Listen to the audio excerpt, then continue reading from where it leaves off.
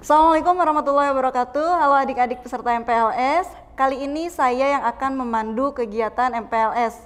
Ya, saya Lani Widya Astuti akan memandu. Nah, sebelum saya mulai acara hari ini, saya akan mengingatkan dulu adik-adik untuk mengisi job sheet yang sudah disiapkan oleh panitia MPLS.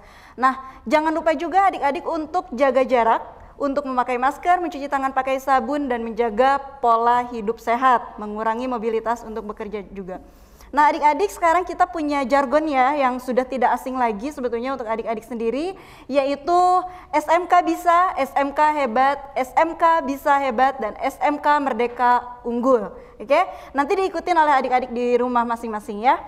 Nah, kali ini saya sudah bersama dengan Bapak Wakil Kepala Sekolah Bidang Humas Hubin, yaitu Bapak Ari Yudhistira. Selamat datang Bapak Ari ya di kegiatan MPLS ini. Nah, adik-adik ini ingin mengetahui lebih lanjut mengenai apa sih itu Humas Hubin gitu, karena kayaknya kalau Humas Hubin itu di SMP nggak ada ya. Kalau di SMK ada Humas Hubin, kalau di SMP mungkin Humas aja ya Pak ya.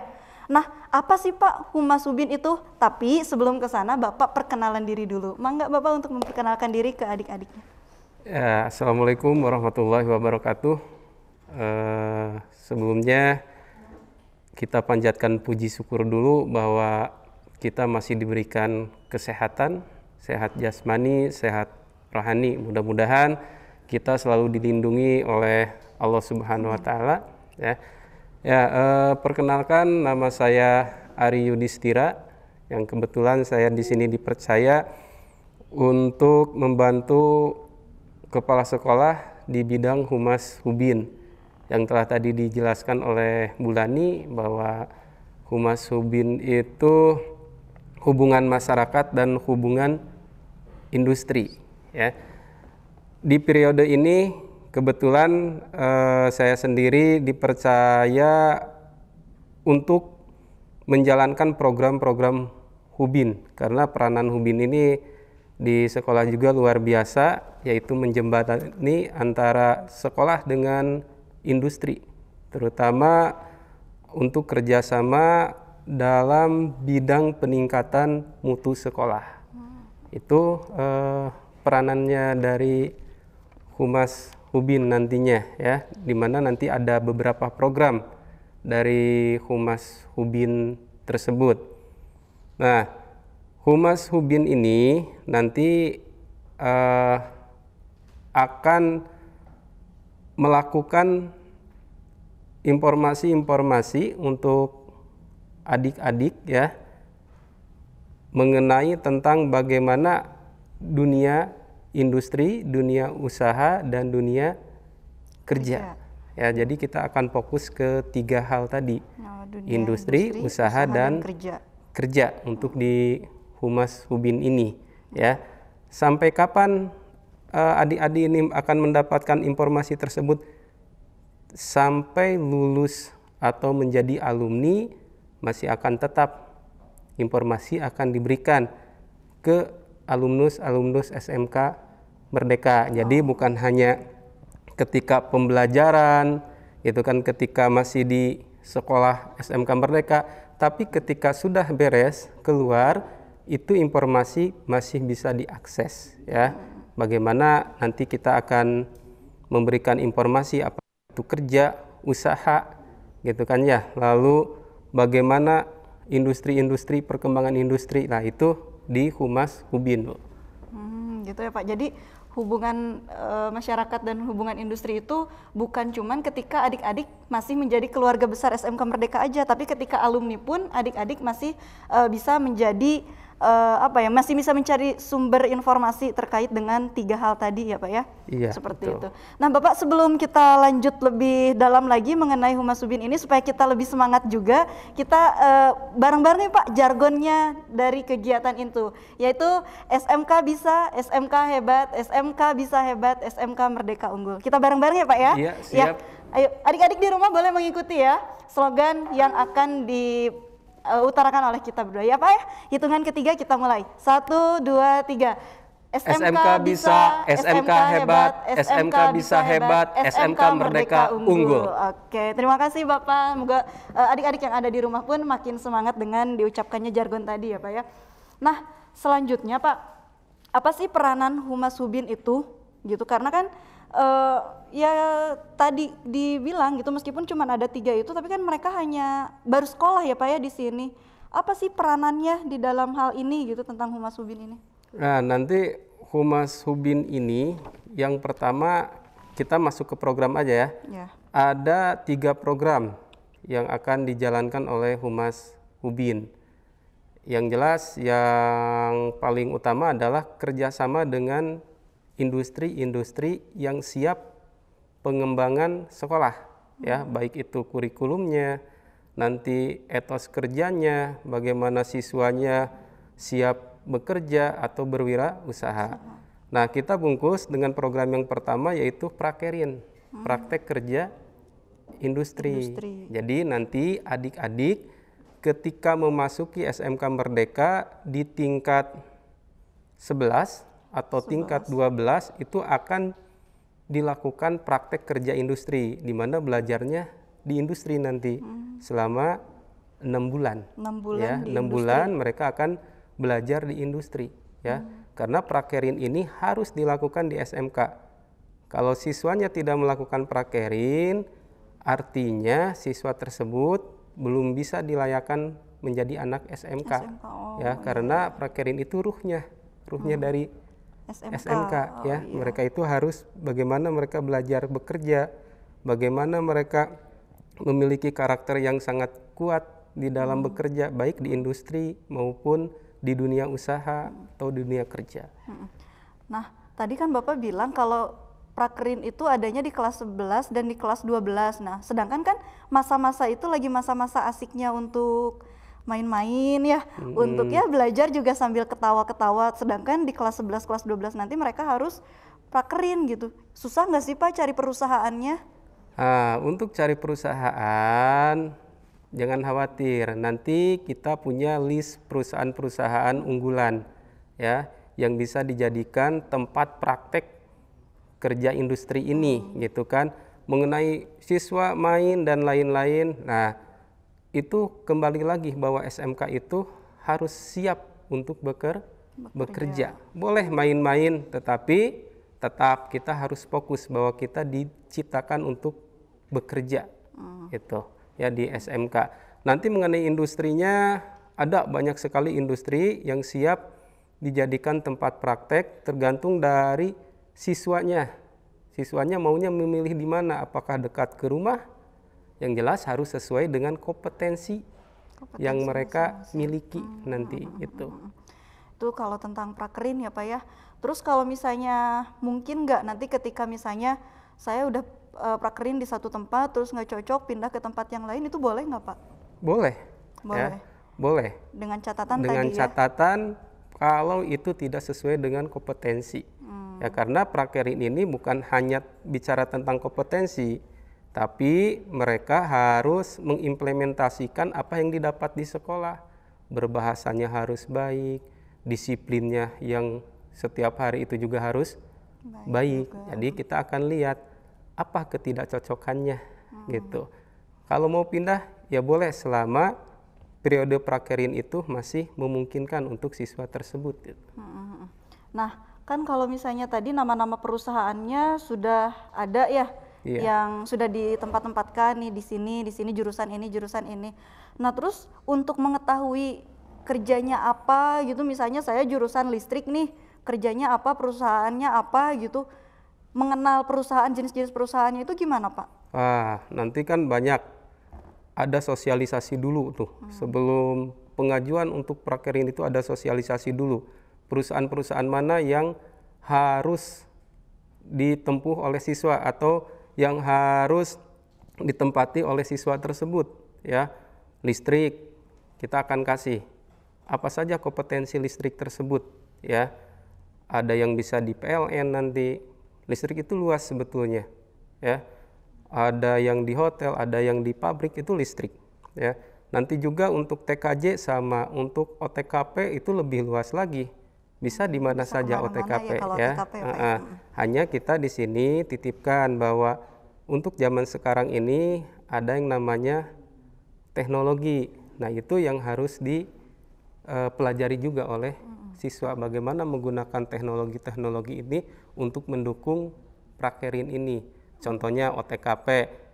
Mungkin kearsipannya nanti mereka hanya menggunakan elektronik, ya, media elektronik nanti. Tidak lagi mengarsipkan lembar per lembar lagi, bisa saja menggunakan elektronik. Nah, itu yang akan kita dorong untuk siap menempuh perubahan zaman, apalagi sekarang kan ada 4.0 itu, ya. Ya, tadi tentang prakerin ya Pak ya. Terus sekarang tentang BKK-nya. BKK itu apa sih Pak? Nah, program yang kedua itu ada BKK. Ya, Bursa Kerja. Bursa Kerja. Itu dalam artian nanti di Hubin itu ada informasi-informasi bagaimana si siswa yang mau lulus nih, ya, mau lulus bisa mengakses informasi lowongan pekerjaan. Oh, udah ada juga ya? Iya, jadi udah kita ada tahu kerja. mau ngelamar kemana gitu ya? Iya, nanti ada informasi melamar kemana, syaratnya apa, dan lain-lain. Bahkan di BKK ini disiapkan juga nanti, ya, disiapkan bagaimana cara membuat CV-nya, bagaimana cara wawancaranya, itu ada pelatihan-pelatihannya nanti untuk adik-adik ini, kayak gitu, itu di BKK, ya. Jadi nanti ketika kita ada perusahaan membutuhkan, contoh pemesinan tuh, membutuhkan, misalkan kita akan sampaikan ke calon alumni dan ke alumninya, gitu, ya. Nah, nanti rekrutmennya gimana? Bisa dilakukan di sekolah, bisa dilakukan di sana, di tempat tersebut. Gitu. Jadi udah enak ya fasilitas di SMK itu, sebetulnya nggak rugi lah adik-adik masuk SMK ya. Ternyata di sini juga ada bursa kerja. Jadi kalau misalnya adik-adik misalnya memang punya kemampuan, punya kemauan, nanti suatu saat bisa ngelamar kerja, bisa cari-cari informasi ke bagian BKK itu, gitu ya Pak ya. Nah, apakah cuman bursa kerja Pak? Kalau misalnya saya pengen kuliah atau saya pengen berwirausaha gimana Pak? Ada juga untuk berwirausaha untuk kuliah. Kalau kuliah biasanya kita diserahkan ke BK ya, tapi untuk informasinya ada juga di Hubin. Ada ya. juga di Kalau Hubin. BKK khusus itu untuk bekerja dan berwirausaha gitu kan. Tapi kalau untuk kuliah kita arahkan ke BK nanti, tapi informasinya tetap biasanya ada di Hubin kayak gitu.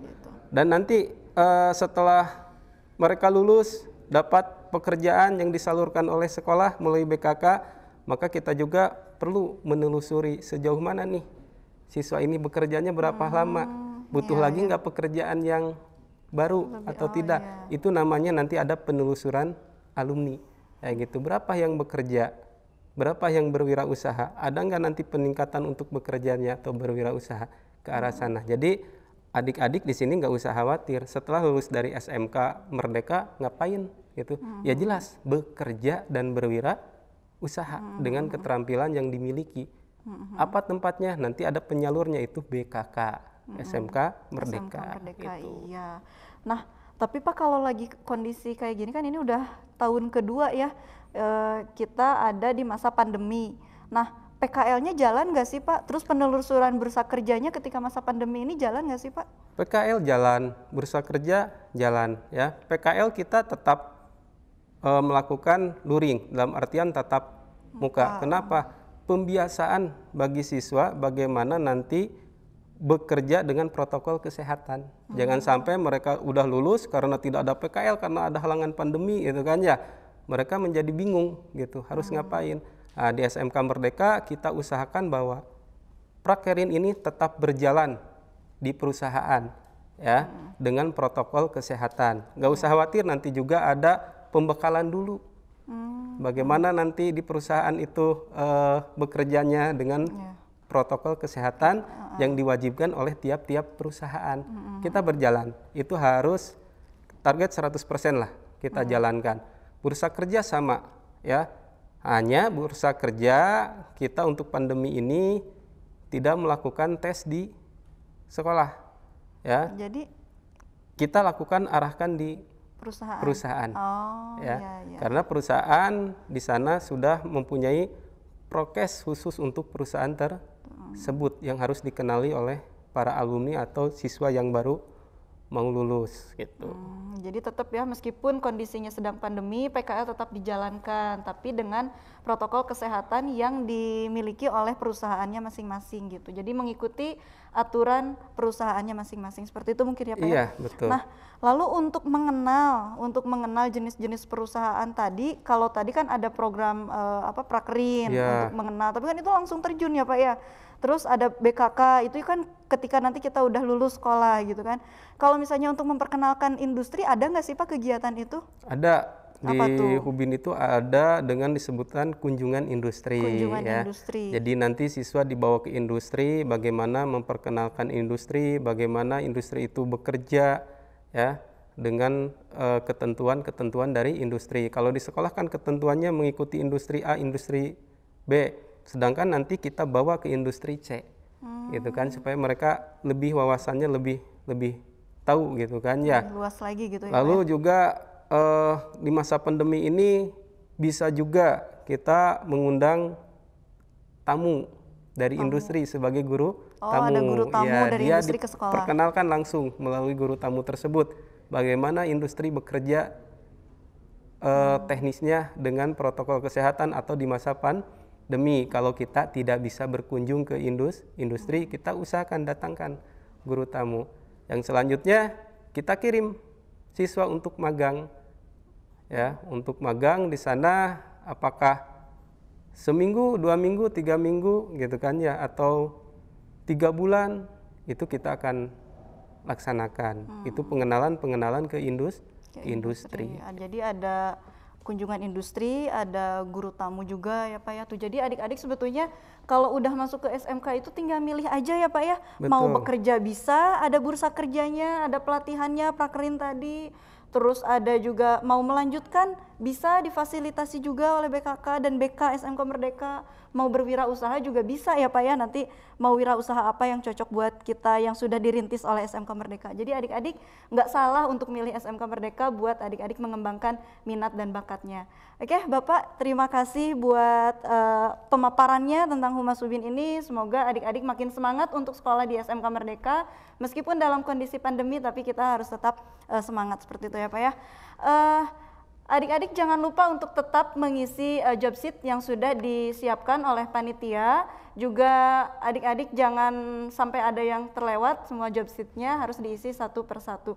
Nah, Bapak terakhir barangkali ya untuk nambah semangat lagi nih, kita ucapkan lagi jargonnya ya Pak ya. Yang tadi. Ini ada yang lupa ya. Oh, ada yang lupa, mangga Bapak. Untuk adik-adik pesan nanti gak usah takut untuk kehilangan pekerjaan setelah SMK. Yang jelas adik-adik di sini harus mengikuti apa yang diatur oleh sekolah mengenai disiplin yang paling penting.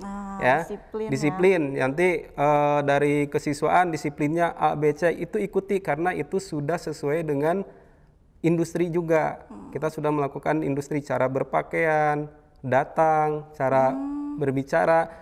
Itu intinya di sana. Mengenai kompetensi insya Allah itu dilatih baik oleh guru produktifnya maupun dari perusahaan. Yang jelas disiplin, attitude-nya itu yang harus 100%. Jadi nggak usah takut ya. Industri membutuhkan orang-orang yang punya disiplin 100% lebih. Gitu ya Pak. Gitu. Jadi intinya kalau untuk masalah disiplin, SMK Merdeka sudah setara dengan disiplinnya perusahaan ya Pak ya? Betul. Tinggal mengikuti aja kita ya. Ya, itu paling Bapak cukup atau ada tambahan lagi Mangga? Cukup. Ya, adik-adik jangan lupa untuk tetap mengisi job sheet-nya, jangan sampai terlewat. Bapak udah siap untuk jargonnya? Siap. Supaya adik-adik yang di rumah juga makin semangat, kita juga di sini tetap semangat ya Pak ya, meskipun dalam pandemi, tapi kita tetap berusaha yang lebih baik. Semoga pandeminya segera selesai. Lebih semangat ya Pak ya jargonnya ya Pak ya? Iya. Ayo, siap. 1, 2, 3. SMK bisa, SMK hebat, SMK bisa hebat, SMK Merdeka unggul. Terima kasih. Assalamualaikum warahmatullahi wabarakatuh. Waalaikumsalam.